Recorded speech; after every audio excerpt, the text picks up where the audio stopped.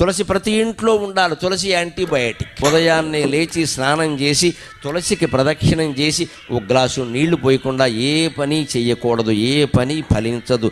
తులసి కటాక్షం ఉంటేనే మనకు అన్నీ ఫలిస్తాయి. విష్ణుమూర్తి ఆవిడ పాతివ్రత్యానికి మెచ్చి ఆవిడకి ఇచ్చినటువంటి వరం అది. అందుకే రాముడికి తులసి దళాలంటే చాలా ఇష్టం. విష్ణు ఆలయాల్లో ఎక్కువ తులసి దళాలు వాడతారు.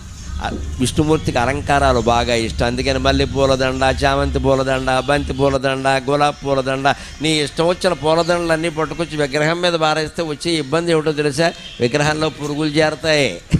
విగ్రహంలో పురుగులు చేరతాయి. పువ్వుల్లో పురుగులు ఉంటాయి కదా, విగ్రహంలో పురుగులు చేరతాయి. ఆ చేరినటువంటి పురుగులు విగ్రహానికి హాని చేస్తే అక్కడే చనిపోతాయి, అక్కడే కుళ్ళిపోతాయి, రకరకాలుగా అవుతాయి. ఆ విగ్రహానికి పట్టిన మురికి మొత్తం పోవాలి అంటే విష్ణుమూర్తి ఆలయాల్లో తులసిమాల తప్పకుండా వెయ్యాలి. అది శాస్త్రీయమైన ఆచారం. హిందూ దేవాలయాల్లో పాటించే ప్రతి ఆచారం శాస్త్రీయం.